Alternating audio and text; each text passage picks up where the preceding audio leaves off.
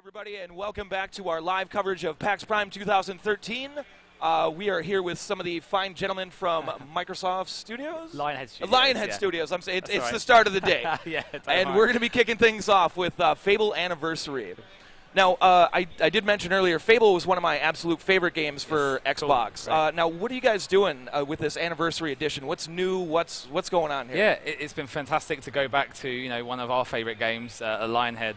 And I'm here with Jim, the art director on the title. He's actually going to just run you through a quest called the Graveyard Path. It's about halfway through the game. Okay. But the most noticeable things you'll see straight away are the graphics.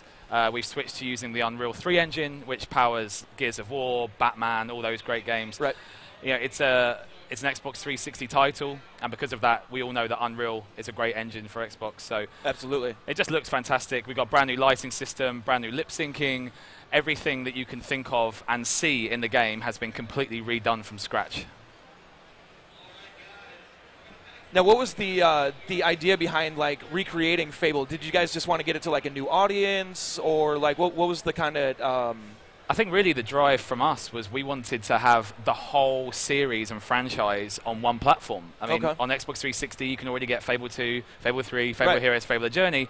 And it just felt like there was something missing from that. You know, our fan base is on Xbox 360, so yeah, we thought we'd go back 10 years and dust off an old favourite of ours. And it is great for us to go back to it. I mean, I was a tester on the original game. Russell Shaw, who wrote the original soundtrack, still at Lionhead, he's really enjoyed going back to it, remastering all the sound. It's now 5.1 surround sound, all fully orchestrated. It's great to go back to it. Now, so beyond like the graphics and sound and the obvious updates, what else have you guys thrown in there that people might not be expecting? So, if anyone remembers the original title, the save game system wasn't great. It was okay for its time, but the fact that you couldn't save when you're on a quest was very... It got in the way, basically. When if you're on a half-an-hour quest and you can't save, it's a bit of a problem. And Jim, I can see out the corner of my eye killing innocent people, because that's what Fable... Half the fun. That's half the fun. And he got the key. That's the important part. But yeah, the save system is completely new. When you're on a quest, you can save your checkpoints, and that will save a lot of progress. So it's been great to fix some of the flaws in the original title. Also, on top of that, we've got a brand new UI system. And again, back in 2004, user interfaces were a little clunky. We didn't really do user research back then. But it's been great to revisit the UI and give it a complete overhaul. And we've actually designed it based around a book, because Fable is inherently a story. Therefore, we felt it was appropriate that the UI should look and feel like a book, which is really cool. So Jim here is actually also using the Fable 2 control scheme. Now, the Fable 2 control scheme, for those that might remember it, had X button was melee, Y button was ranged, and the B button was will. Right. We felt that control system was really ahead of its time when we released Fable 2, and therefore we should actually add that as an option for players to use in Fable Anniversary. So you can use either... If you want to, yeah. I mean, there are going to be purists out there, that are going to be like, Ted, we want it, the original control scheme. Get your Fable 2 out of my Fable. Exactly, yeah. So either the players can choose. And I think that's one of the really important things for us, is trying to get that balance between improving the original title, but also allowing players to play it as they want. And that's probably a good segue into Smart Glass, actually. If I can I was going to say, with this contraption here, what's going on here? So we're actually using a Windows Surface here, but as long as you've got a smart device, as long as Smart Glass is supported on your device, you can use it. But really, it's a really cool interactive map, first and foremost. So whatever region you go into, you'll see your hero running along. We're working very closely with Prima on this, because we'd also like it to be part strategy guide. One of the things that I find a little disappointing with gaming is that if you get stuck, you have to go online, find a website, track it all down. I think it's really cool that you can just grab your phone out of your pocket and immediately have the answers, because it's connected. Rather than have to like basically jump out of the game and kind of disconnect yourself. Exactly that. So I can click on these gold symbols and it will show me what my objective is. I can also, if you really want help, you can click on the demon door and it will tell you what you need to complete. To open the demon door? Oh my God. Currently we're working on how do we balance that? How do we prevent people from accidentally getting spoilers, but also being able to have objectives? So we're working really hard on that at the moment. But I think one of our key features is that I can click these icons and it will show me what Fable 1 used to look like. So I think it's going to be really important when players want to see what the game looked like 10 years ago. Yeah, so you can hold it up next to the screen and actually directly compare and contrast the two. So I think it's a really cool feature, and hopefully players will get a lot of fun out of it, revisiting the old game. Well, that's really slick. Really Especially slick. as you remember that it was actually 4:3. Right. Like yeah. things Absolutely. like widescreen, you just take for granted these days. But yeah, back in 2004, that was a pretty big deal. So yeah, and that's what I was going to say too. When you mentioned earlier about kind of the missing piece, I mean, you could, I think, download the original Fable off Xbox Live. Yep. But it was still, it's the old old version. one. And also, importantly, it doesn't contain the content from Fable Lost Chapters. So Fable Lost Chapters, we released it in 2005, and when we started off with Fable Anniversary, it was a no-brainer, right? We have to take that content. Right. Last week we were at Gamescom, and recently we've come from the Games That Manager show, and we had a lot of fans come up to us, and it was surprising the number of people who played the original Fable game but never played the Lost Chapters. Oh. So the really exciting thing for those guys is now they've got 30% more content that they've never experienced, and now they get to experience it in HD. And I was going to mention, but that'd be a spoil, the last fight in HD. I'm kind of looking I'm not forward sure whether we to should spoil that, but I mean the achievement is called #spoilers. You know, that's we want to be right on. We do want to make sure that people don't end up spoiling their experience. But and speaking of achievements, you know, we're taking full advantage of the the line snapped. Poor Jim, he's been fishing all week, bless him. But yeah, we've really tried to take advantage the fact that this is a game that the fans love. So I don't know if you saw, but about a month to 2 months ago, we ran a competition which was for the fans to submit achievement ideas. I did hear about that. We got like 3,000 submissions.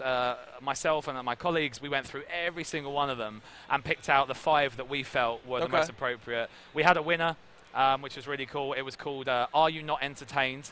And it was for completing the arena without ever taking a break, which is actually pretty challenging. Sheesh. Yeah. And then what we've also done with the achievements is there's a number of our achievements which you can be earned in one of 2 ways. Because obviously Fable, choice, consequence, all that kind of stuff. Okay.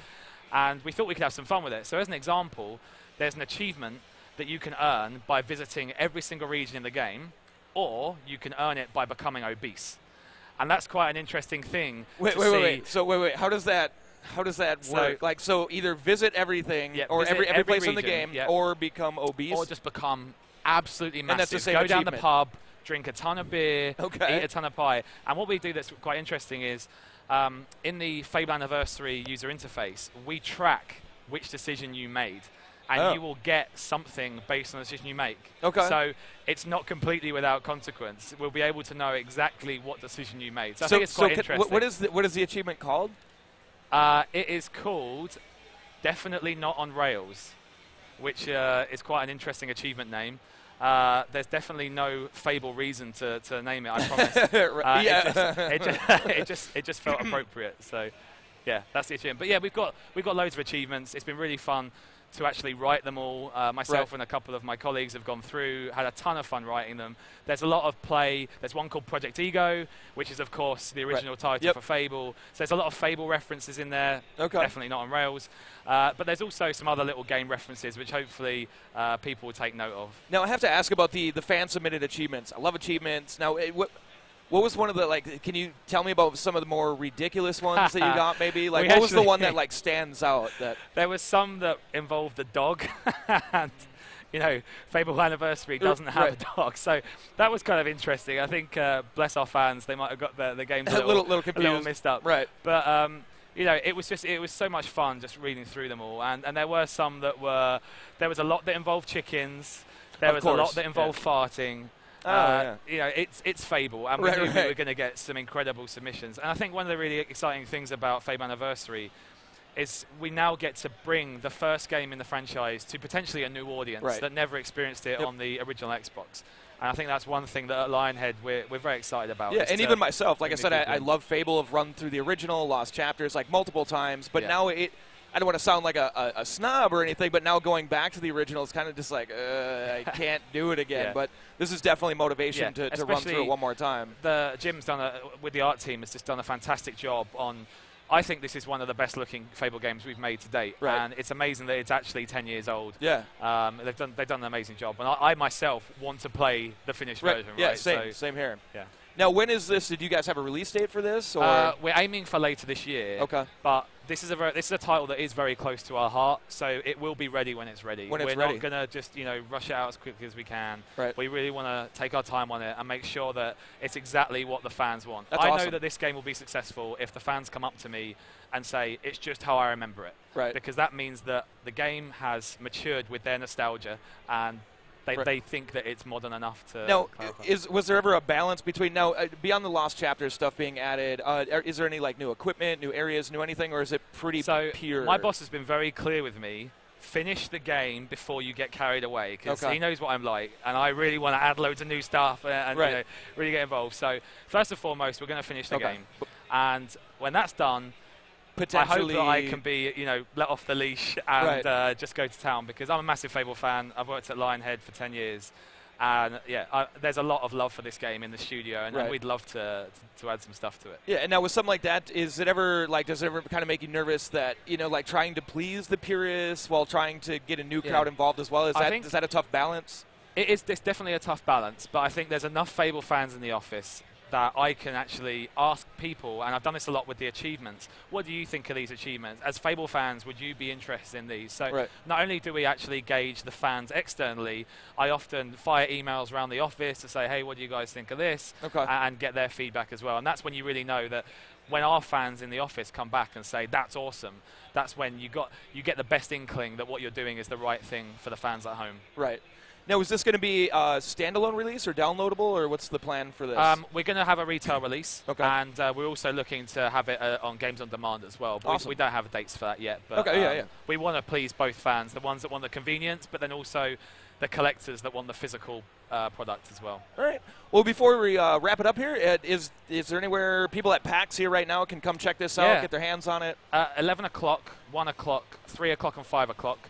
We're doing stage demos over at the Xbox booth, and they can win one of these really nifty T-shirts. You're giving those away? Yeah. Oh, my God. I thought it'd be fun to turn the Lionhead logo into a chicken. I love it. Our I love it. Artist added chicken chase at the bottom. So, right on. Yeah, if you want to win a T-shirt, come say hello.